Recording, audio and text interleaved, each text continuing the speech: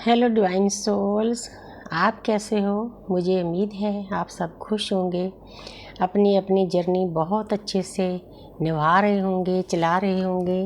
Universe की blessing आपको मिल रही होगी।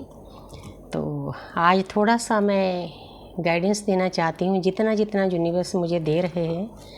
तो हमें ये गाइडेंस आगे स्प्रेड करना भी बहुत ज़रूरी होता है। यूनिवर्स का हुक्म ला लो कि जिस जगह पर यूनिवर्स ने हमें बिठाया है उस जगह पर हमने ये काम करना होता है, क्योंकि कोई भी चीज़, अब युग ऐसा है, अब जो अर्थ है कलयुग से सतयुग में कन्वर्ट हो रही है, जो वाइब्रेशन है वो बहुत हाई हो रही है। तो आज का मेरा टॉपिक लॉ ऑफ अट्रैक्शन का है कि लॉ ऑफ अट्रैक्शन कैसे काम करता है। तो यूनिवर्स, जब हमारी सोल अवेकनिंग हो जाती है तो यूनिवर्स किसी न किसी तरीके से हमें पूरे ब्रह्मांड के साथ जोड़ देते हैं। साथ साथ में साइंस भी चलती है, दोनों चीज़ें समझ आती हैं। क्योंकि अगर इन दोनों को मिलाकर देखा जाए तो एक ही चीज़ है। ये हमारे पुराने ग्रंथों में भी सभी चीज़ें पड़ी है। जो चीज़ आज साइंस ने सामने लाए हैं वो 1% भी नहीं आई।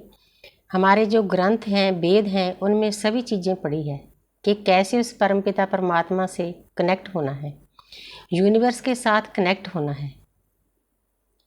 क्योंकि सोल अवेकनिंग का मतलब ही यही होता है कि हजारों जन्मों से जो सोई हुई आत्मा है वो जाग उठती है, और जागने के बाद फिर पीछे मुड़ने का कोई रास्ता नहीं होता। ये डिवाइन टाइम होता है, बहुत दुर्लभ टाइम होता है। सोल की अवेकनिंग ऐसे नहीं हो जाती, सबके रास्ते अलग अलग होते हैं। जैसे हमारी ट्विन फ्लेम के द्वारा हुई है, बाकी लोगों की किसी और तरीके से, किसी का सतनाम वाहिगुरु कहने से, नाम जप करने से, योगा करने से, क्रिया योगा करने से, हर एक की जर्नी अलग है, लेकिन डेस्टिनी एक है। मिलना उस परमपिता परमात्मा से है। जैसे दिल्ली एयरपोर्ट पर जाना है, रास्ते अलग हैं, पहुंचना वहाँ है। वही हमारी जर्नी में भी ये चीज़ें लागू होती है। तो अब मैं बताना चाहती हूँ कि लॉ ऑफ अट्रैक्शन क्या है, कैसे काम करता है। जो मेरी अरदास है, मैं प्रेयर देती हूँ लोगों को, वो उनकी प्रेयर से तभी काम बनते हैं जब वो लॉ ऑफ अट्रैक्शन को यूज़ करना, बरतना सीख जाते हैं कि उस ब्रह्मांड को कैसे, ब्रह्मांड तक अपनी बात कैसे पहुँचानी है। तो आप सभी को मैं बताना चाहती हूँ कि हम सब एक वाइब्रेशन है, पूरा ब्रह्मांड भी वाइब्रेशन है। और गुरु ग्रंथ साहिब जी में लिखा हुआ है कि जो ब्रह्मंडे सोई पिंडे। जितनी शक्तियाँ ब्रह्मांड में है उतनी शक्तियाँ यूनिवर्स ने हमें भी दी है।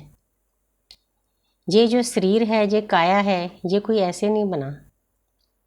करोड़ों सालों के बाद इसका कंप्लीशन हुआ है। यूनिवर्स ने, परमपिता परमात्मा ने इसमें बहुत कुछ भरकर भेजा है। हजारों सालों से हम इस अर्थ पर घूम रहे हैं। जिस काम के लिए आए थे वो काम हम भूल चुके हैं। जब हमारी सोल परमपिता परमात्मा के घर से चलती है तो हमारा परमपिता परमात्मा के नुमाइंदों के साथ बकायदा बैठकर एक कॉन्टैक्ट होता है कि हम इस जन्म में जाएंगे, इतने कर्म काटेंगे। कर्म इतने ज़्यादा होते हैं, संचित कर्म एक जन्म में नहीं काटे जाते। तो फिर हम खुद तय करते हैं कि हमारे आसपास जो लोग हैं, कैसे लोग आपको चाहिए। उस वक्त हमारा ये एम होता है कि ज़्यादा से ज़्यादा हमारे कर्म काटें। ऐसी फैमिली में हमने जन्म लेना है। सबसे पहले ही तय हो जाता है कौन माँ बाप बनेंगे, कौन हस्बैंड वाइफ बनेंगे, कौन बच्चे बनेंगे। हमारे आसपास बहुत ज़्यादा रिश्ते कार्मिक होते हैं, सोलमेट बहुत कम होते हैं, ट्विन तो एक ही होता है। 3 ही रिश्ते में पूरी दुनिया में। तो मेरा टॉपिक आज अलग है। तो लॉ ऑफ अट्रैक्शन के बारे में बताना चाहती हूँ कि जब ब्रह्मांड भी वाइब्रेशन है और हम भी वाइब्रेशन हैं, जो भी हम बोलते हैं वो सभी चीज़ें ऊपर हमारी स्पेस में, लाइब्रेरी में जमा होती है।